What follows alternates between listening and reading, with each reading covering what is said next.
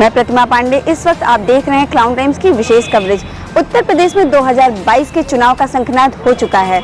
सभी दल मतदाताओं को अपने पक्ष में रिझाने में जुटे हैं। खासकर मुस्लिम समाज को भाजपा के पक्ष में विश्वास दिलाने के लिए पार्टी ने रणनीति बनानी शुरू कर दी है। पीएम मोदी के बनारस में हैदर चांद अब्बास को अल्पसंख्यक आयोग का सदस्य बनाया गया है। आइए जानते हैं उत्तर प्रदेश अल्पसंख्यक आयोग के सदस्य हैदर अब्बास। आइए जानते हैं अल्पसंख्यक के सामने किस प्रकार की समस्या है और आपने जब से अपने पद की जिम्मेदारी संभाली है उसका क्या निदान है।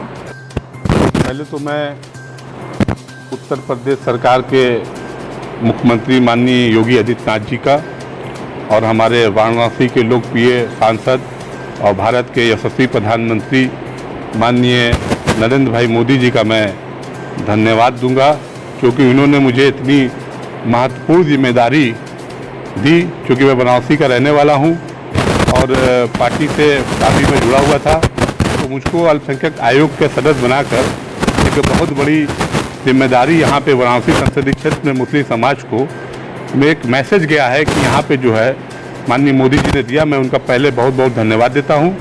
आपने अभी देखा भी होगा कि सभी जगह से यहाँ के लोग बजटिया, मदनपुरा, लल्लापुरा, कच्ची बाग, दोषीपुरा, आपके नक्खी घाट से समस्या लोग लेके आए और मैंने जो है उनकी समस्या सुनी और उनका निदान करने के लिए मैंने अपने अधिकारी पीएस से मैंने कहा है कि इसका जो निस्तारण किया जाए।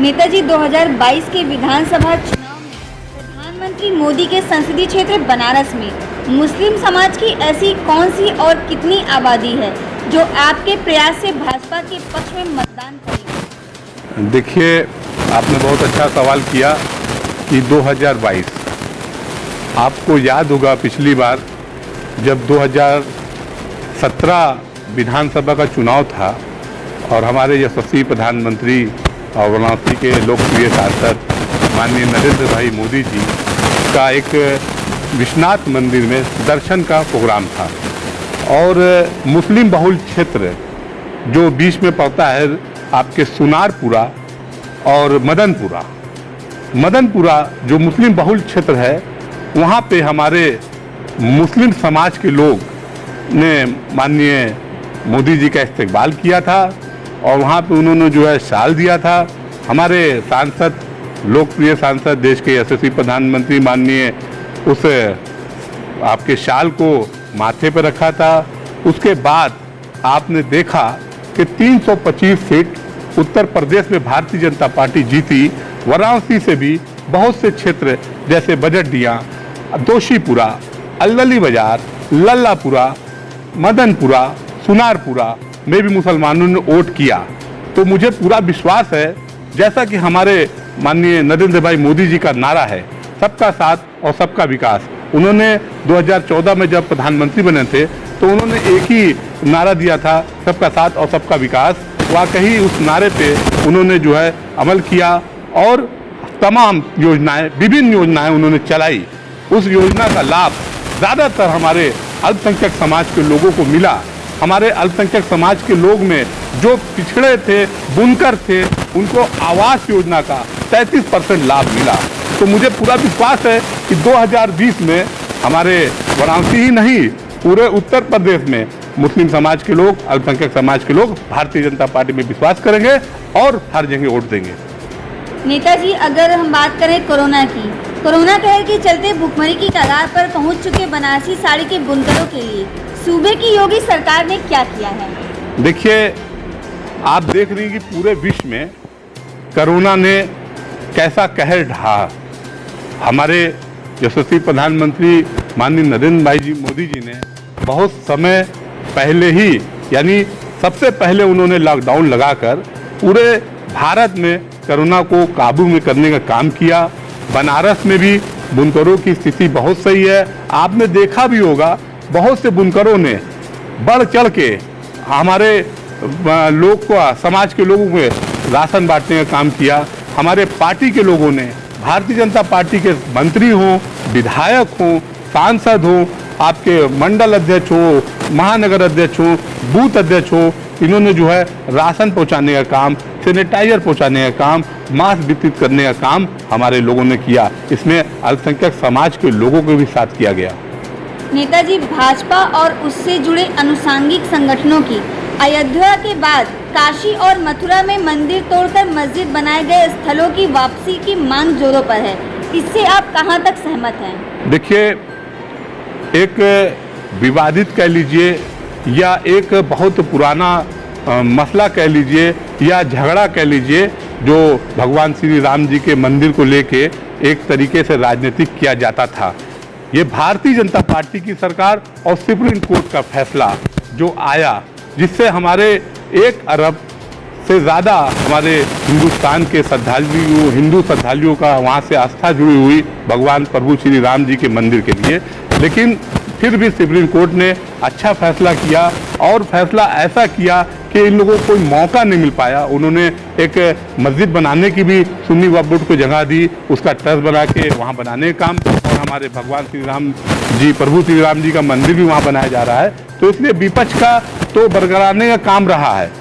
हमारे अल्पसंख्यक समाज के लोग, मुस्लिम समाज के लोग बड़े भोले भाले होते हैं, तो उनको बरकरारने का काम किया। लेकिन हमारे अल्पसंख्यक समाज के लोग जाग चुके हैं और जान चुके हैं कि हमारा कोई विकास कोई कर सकता है तो यशस्वी प्रधानमंत्री हमारे नरेंद्र भाई मोदी जी कर सकते हैं, उत्तर प्रदेश के मुखिया महंत योगी आदित्यनाथ जी कर सकते हैं। नेताजी, 2022 के चुनाव में मुस्लिम मतदाताओं का झुकाव खासकर बनारस में भाजपा की ओर होगा या सपा की ओर? देखिए, समाजवादी पार्टी खत्म हो चुकी है। सबको मालूम है कि समाजवादी पार्टी में किस तरीके से परिवारवाद को बढ़ावा दिया गया।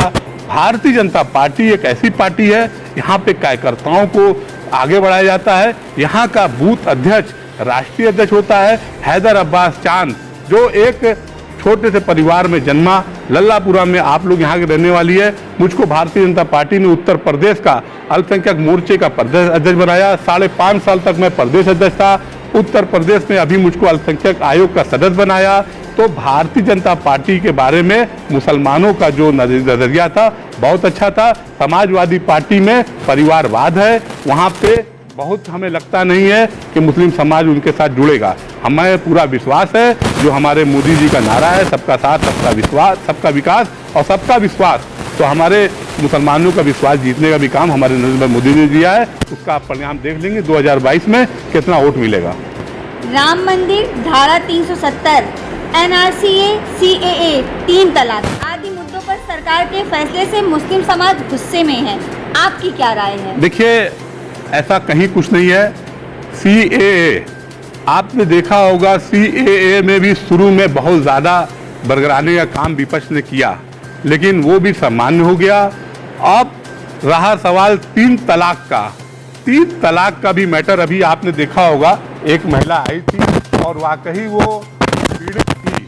कहीं भी मुस्लिम कंट्रियों में, आप भारत को छोड़ दीजिए, ईरान, इराक और भी आप अफगानिस्तान, वहाँ पे मुस्लिम कंट्रियों में भी 3 तलाक नहीं है, क्योंकि आप गुस्से में आए और तलाक तलाक तलाक कह दिया, तलाक तलाक कह दिया, और जब आपका गुस्सा ठंडा हुआ तो आपको कहाँ लगा कि अरे हमने तो बड़ा गलत कह दिया। तो ऐसा नहीं है। हमारे यशस्वी प्रधानमंत्री जी ने महिलाओं, हमारी खास तौर से मुस्लिम बहनों के लिए, हमारी मुस्लिम महिलाओं के लिए, माताओं के लिए उन्होंने जो है 3 तलाक कानून पास करके उनको हक दिलाने का काम किया है।